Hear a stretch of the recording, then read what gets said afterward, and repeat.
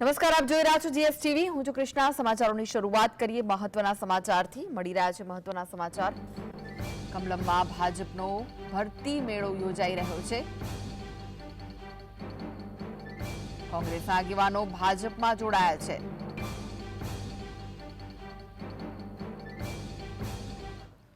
એ પણ હોવી જોઈએ અને એમાં પણ મોદી સાહેબે પૂરતી વ્યવસ્થા કરી છે।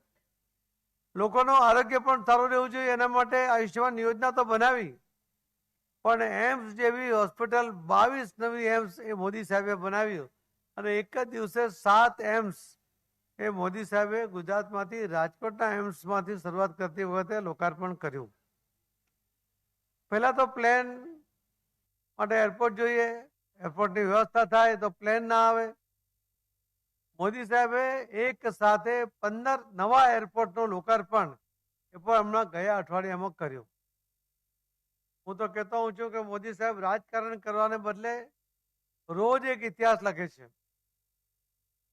એમ્સ બનાવી એમણે ઇતિહાસ લખ્યો, એમણે વંદે ભારત જેવી ટ્રેનો બનાવીને ટ્રેનોની કાયાપલટ કરી, સ્પીડ લગભગ ડબલ કરી, સમયસર ટ્રેન દોડતી થઈ, ટ્રેનમાં સ્વચ્છતા જોવા મળી। કે દુઃખદ પ્રવાસ હતો રેલવેનો, એના બદલે સુખદ બન્યો, એ મોદી સાહેબે કર્યો।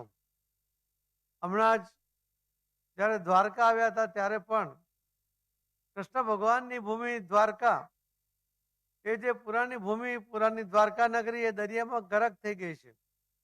આપણે જાણીએ છીએ અને માનીએ પણ છીએ, પણ મોદી સાહેબ 70-80 ફૂટ પાણીમાં નીચે જઈને એમણે એ નગરીને હાથથી સ્પર્શ કર્યો, ખુલ્લા હાથથી સ્પર્શ કર્યો। ભગવાન કૃષ્ણને ગમતો મોરપીંછ એમણે અર્પણ કર્યું ને આપણી સંસ્કૃતિ યોગા, ત્યાં એમણે યોગા પણ કર્યા। જે તરવૈયા હશે પાણીમાં એમને ખબર હશે કે 5 ફૂટ પણ તમે નીચે જાઓ તો પાણીનું પ્રેશર કેટલું હોય છે। મોદી સાહેબ 70-80 ફૂટ સુધી નીચે ગયા અને એમણે આખા દુનિયાને અને દેશને એ દ્વારકા નગરીના દર્શન કરાવ્યા અને એનું અસ્તિત્વ ત્યાં છે એ એમણે આજે આખા દુનિયાને બતાવ્યું છે। દરેક ક્ષેત્રની અંદર જે રીતે મોદી સાહેબ કામ કરતા ગયા, એની અંદર એમણે વિશિષ્ટ પ્રયત્નો જે કર્યા છે એ પણ મહત્વના છે। આજ દિન સુધી અલગ અલગ જગ્યાએ જ્ઞાતિઓના ભાગલા પડતા હતા, એને બદલે મોદી સાહેબે સેક્ટર પ્રમાણે એમને આગળ વધારવા માટેનો સંકલ્પ કર્યો।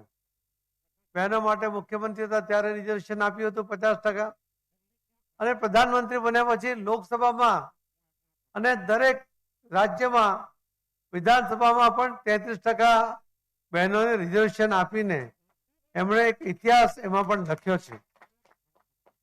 લોકસભાનું ભવન જે 100 વર્ષ પહેલાનું ગુલામીનું પ્રતીક હતું, એમણે આપણા દેશનું પોતીકું કહી શકાય એ પ્રકારનું ભવન નિર્માણ કર્યું અને એમાં ઐતિહાસિક ઠરાવ આ બહેનોને અધિકાર આપવાનો મોદી સાહેબે કર્યો। 1963 રામ મંદિર બનાવીશું, રામ મંદિર વહી બનાએંગે, એ આપણે કહેતા હતા અને આ બધા અલગ અલગ પાર્ટીના છે, પણ છતાં કહું છું કે કોંગ્રેસમાં કેટલાક નેતાઓ એમ કહેતા કે ભાજપ વાળા કહે છે કે મંદિર વહી બનાએંગે, તારીખ નહીં બતાएंगे। મોદી સાહેબે તારીખ પણ ડંકાના ચોટ પર જાહેર કરી ને આખા દુનિયાને રામલલાના દર્શન કરાવ્યા। જે દિવસે ભગવાન રામની પ્રાણ પ્રતિષ્ઠા થઈ તે દિવસથી આખું વાતાવરણ, આખો દેશ રામમય બની ગયો હતો અને મોદી સાહેબના કાર્યોને કારણે, એના કારણે આજે આખો દેશ મોદીમય પણ બની ગયો છે।